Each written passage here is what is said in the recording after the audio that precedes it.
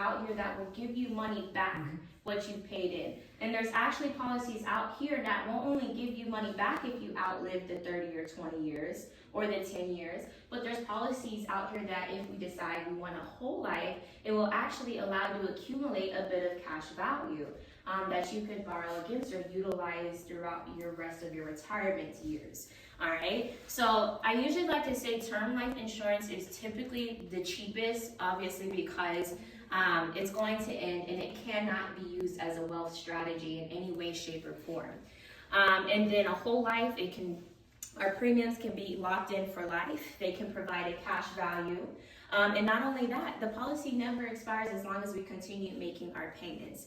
And it's typically a more expensive type of coverage, I like to say. Now, secondly, I want to go over the differences between whole life and final expense life insurance. Does anybody know the difference between whole life insurance and final expense insurance? All right, so typically with whole life insurance, I've had a couple of clients or I've met a couple of people who have came to me and said, Caitlin, somebody have passed away and, you know, in their situation, however, they have to wait 3 weeks to 6 months for the money in our regular whole life policy. So if I die today, my mom and dad that are still alive, I'm blessed and thankful to still have them. Yes, ma'am. However, if we just had a regular whole life policy, they would have to wait 3 weeks to 6 months before they can get the income for the funeral, before they can bury me or cremate me or do whatever it is that I need, unless in that time period they just ask for the policy, print it out, take it to the funeral home, and give it off as collateral. Now, with that being said, the funeral homes are taking all the money. Funeral homes are in business of taking money. So if somebody doesn't have exactly what they want, as far as, let's just say I desire a burial and I don't want anybody to use more than $15,000 of my insurance. Everything else goes to the kids. Everything else goes to remaining debt. Everything else goes to my grandchild who may be starting school or college one day. However, because I assigned my policy over as collateral to the funeral home because I didn't have the cash in hand to give them, they've taken all my money and they're going to use every bit of that money to do my funeral and bury me, right? So there is also another way what you could do at the funeral homes is you can pre-plan your funerals. But at the same day, we know our date of birth, but we don't know our date of death. So even if we do go to the funeral homes and pre-plan everything so we can make sure our money is being used how it's supposed to do and not taken advantage of in a time that my family is very desperate, very emotional, and very upset that I'm not here anymore, the funeral homes are taking advantage of them because, like I said, all the money. But if I know exactly what I want them to use, if I know exactly, hey, when I go pre-plan my funeral at the funeral home, hey, I desire this much for my casket, this much for my plot, this much for the service, right? However, if I pre-plan, it's just like paying on something. If I pass away, I don't know my date of death, although I'm pre-planning it and I'm making those payments every single month throughout the years. What if I pass away when the payment, I've only made $2,000 in payments into this? My family still needs extra income to take care of me. They still need more money to give me a nice funeral or to give me a decent burial or just to even give me a nice viewing, right? So there's so many factors into this. So if we can go over the cost and the differences with our burials and cremations right now, you guys, I want to say right now with our statistics, with the cost of inflation going up, the cost of living is going up. Our cremations run anywhere from $5,000 to $10,000 alone. Yes, thank you so kindly. You're the sweetest. I appreciate you. Thank you. And not only that, you guys, that's just the actual cremation itself. All right, and then we have our traditional burial where it's truly starting out at about $15,000, but that doesn't include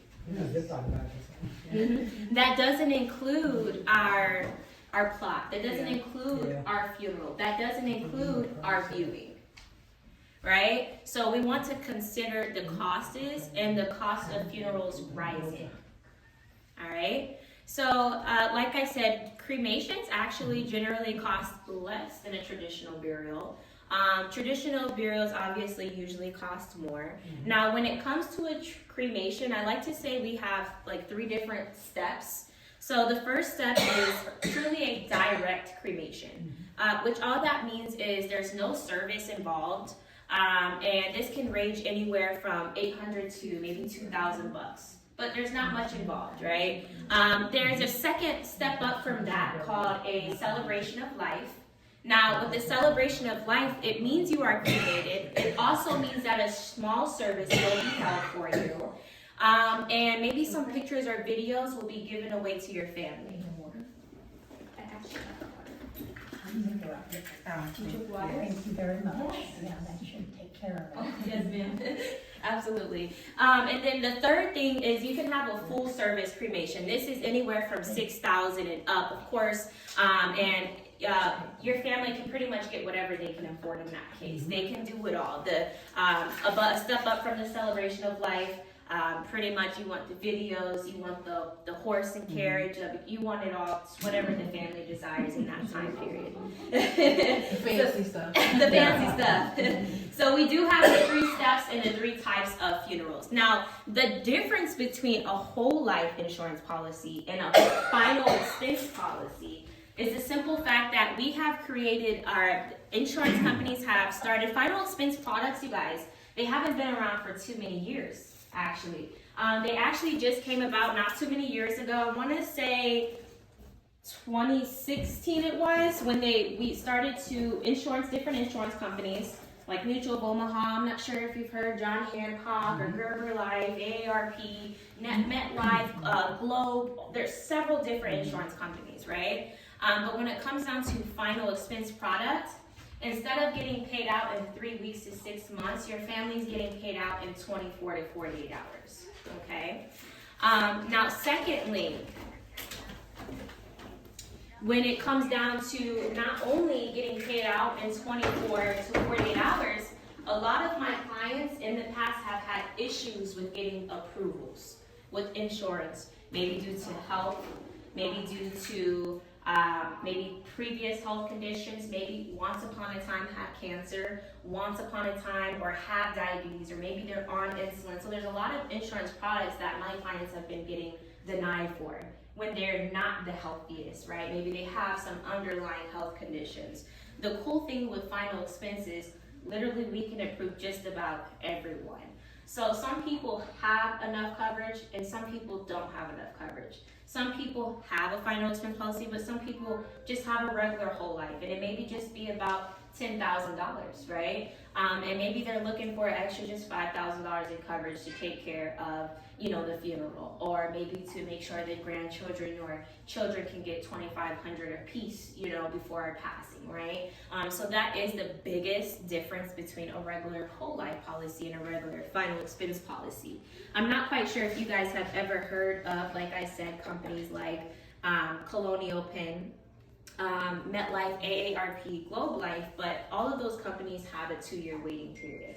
So if someone doesn't come out to see you like I am today, and you just enrolled in insurance over the phone or customer service or just a 1-800 rep, you're not actually speaking to an actual broker or agent that's actually putting you in a policy that fits best for you. See, what's happening is they're just giving you automatic approval through something we call a 2-year waiting period.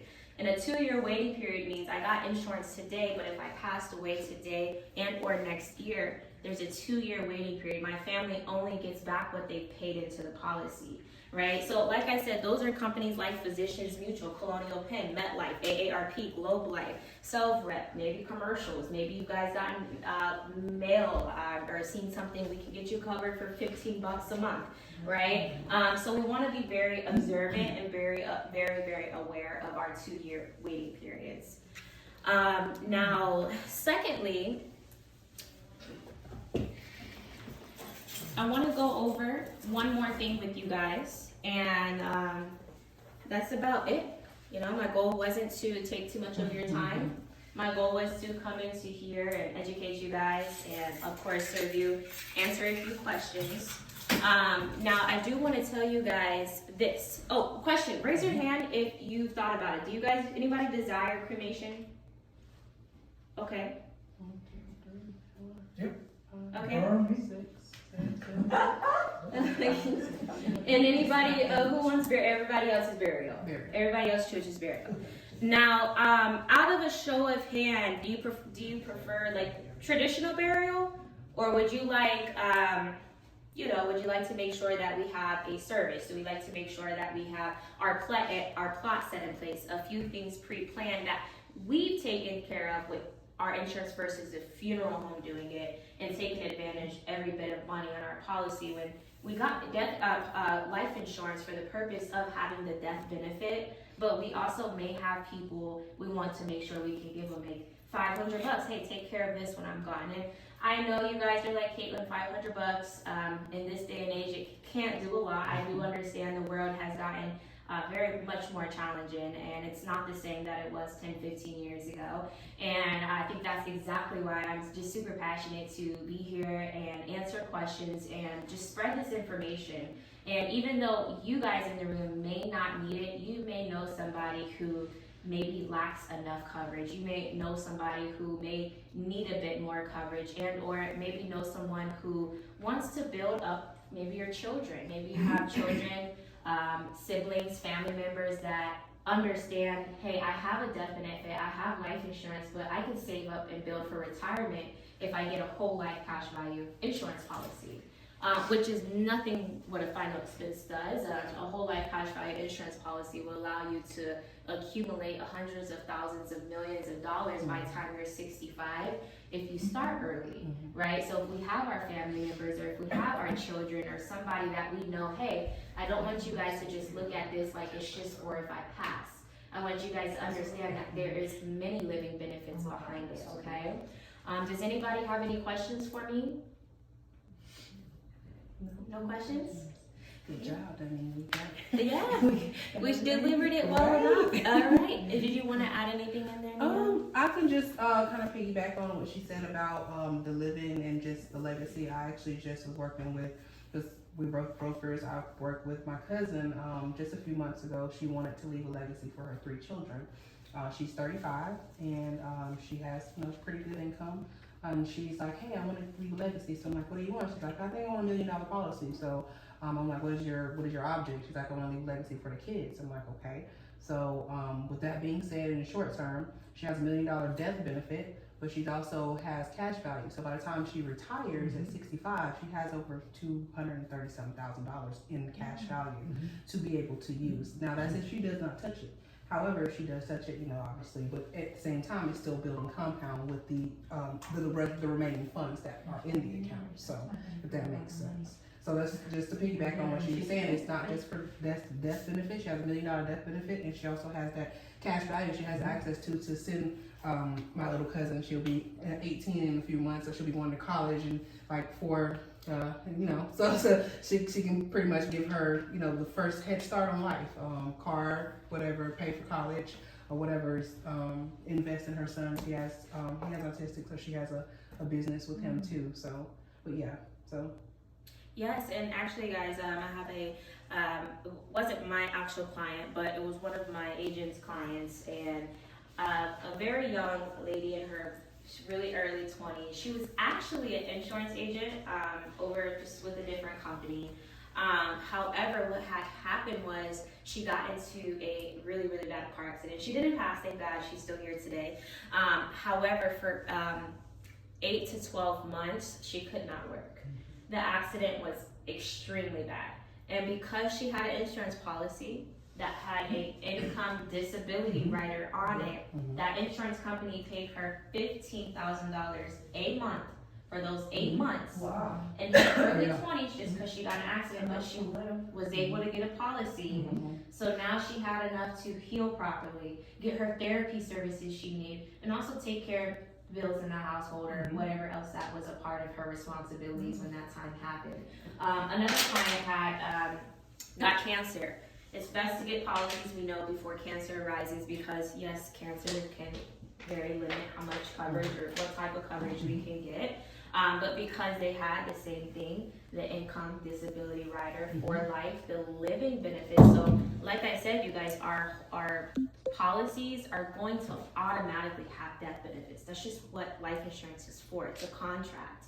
But a lot of people don't look deeply into understanding, well, wait a second, if I get sick,